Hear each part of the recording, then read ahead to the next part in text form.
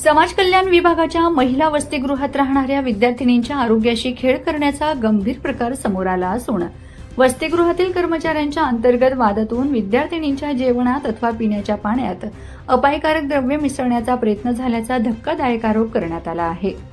या संदर्भातील एक ऑडिओ रेकॉर्डिंग व्हायरल झाल्याने संपूर्ण प्रकरण उघडकीस आले आहे।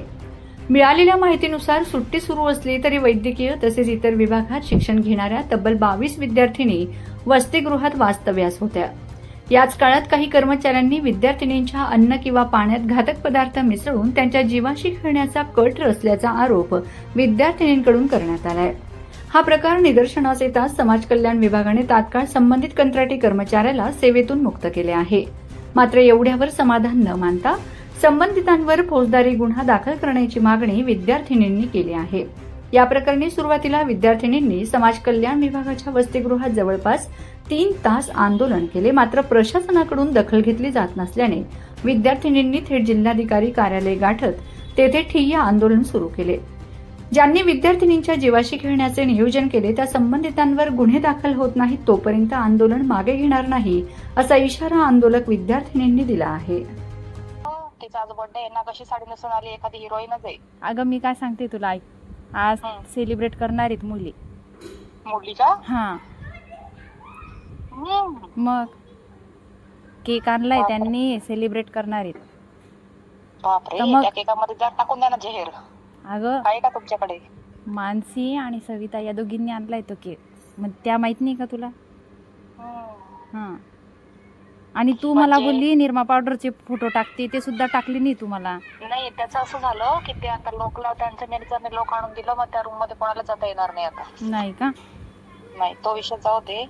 मग काय नाव आहे तुझं नेमकं आणि तुमच्या काय समस्या काय आहे? माझे नाव सविता उत्तम थोराते, मी मोडची आहे आणि आम्ही इथं डॉक्टर बाबासाहेब आंबेडकर मागासवर्गीय मुलींचे शासकीय वसतिगृह होडतर्फे हवेली नंदुरबार इथं आम्ही वसतिगृहात राहतो। आम्ही इथं शिक्षण घ्यायला आलो, तर कुंदन पावरा नावाची जी एक कर्मचारी आहे तिने आमचा जीव घेण्याचा प्रयत्न केलेला आहे। तिने पाण्यात किंवा जेवणात औषध टाकण्याचा प्रयत्न गेलेला आहे। आमच्याकडे ह्या गोष्टींचे प्रूफ पण आहेत।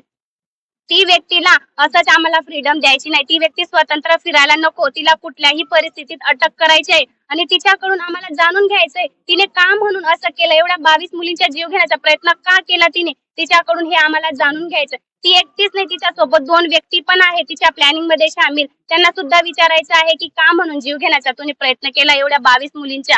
आणि आम्ही 3 तासाचं आंदोलन करत होतो सर, साहेबांनी काय ऍक्शन घेतली नाही। त्या व्यक्तींना आम्ही प्रेझेंट करायला लावत होतो, ते अजूनपर्यंत इथं उपस्थित झालेले नाही। आम्हाला आमच्या हक्काचा न्याय मिळाला पाहिजे, दुसरं आम्हाला काही नको। तिने काय केलं, कशासाठी केलं किंवा का करणार होती हे आम्हाला जाणून घ्यायचंय बस। मला एक सांग, टोटल किती मुलींचं हॉस्टेल आहे ते?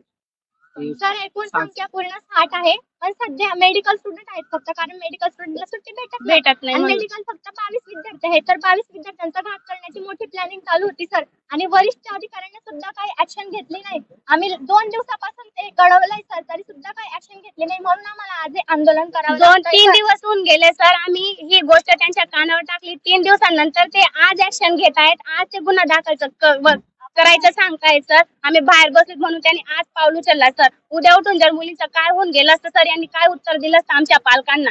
आणि सर काय झालं का, पुरावे आहेत असं सांगतात सर, हे मग आमचा जीव घेतला असता मग काय केलं असतं, सगळेच गेले असते ना सर। आम्ही कॉल केला आणि सर कॉल केला आम्हाला, आम्ही जर त्यांना आमच्या न्यायासाठी कॉल करतो तर ते काय सांगतात, आम्हाला आमचे नाव विचारून घेतात सर, हे टार्गेट करण्यासाठी नाव विचारतात का, आणि एवढं सांगतात तुम्ही अभ्यास करा सर। आमचा जीव पण जाईल, मग आम्ही अभ्यासच करू का? इथं आम्ही शिक्षणासाठी पाठवलेले सर, आई वडिलांनी आमचा जीव गेला असता तर काय उत्तर दिलं असतं सर? आई वडिलांना भरून दिलं। काय नाव आहे तुझं आणि काय अडचण आहे नेमकी?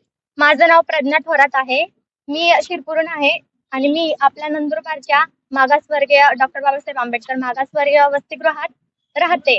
तर विषय असा झाला होता की कुंदन पावरा नामक एक व्यक्तिमत्व आहे, तिने म्हणजे मुलींचा जीव घेणा प्रकार केला होता। 22 मुली आम्ही हॉस्टेलला प्रेझेंट होतो, तर तिने असा प्लॅन केला होता की पाण्यात किंवा जेवणात आपण विष टाकू आणि मुलींची हत्या करू, असा प्रकरण केला आहे।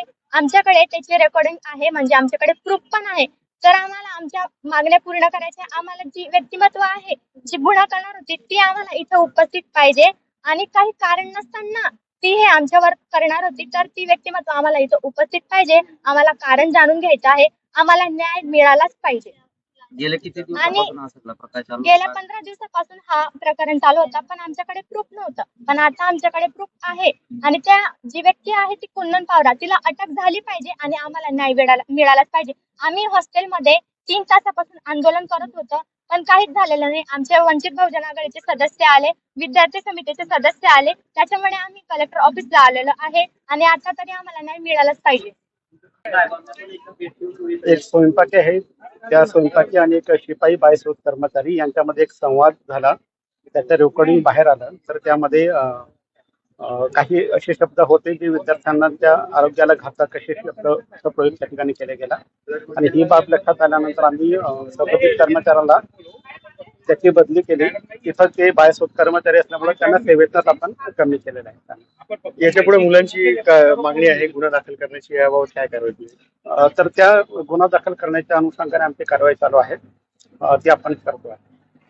ते इतपत ते टेम्पररी कर्मचारी इतपत मजल केली की विद्यार्थ्यांच्या अन्नामध्ये किंवा पाण्यामध्ये विष प्रयोगाचा प्रयत्न किंवा समथिंग विद्यार्थ्यांच्या आरोग्यास घातक असा प्रयत्न, ही मोठी बाब नाही म्हणता येणार.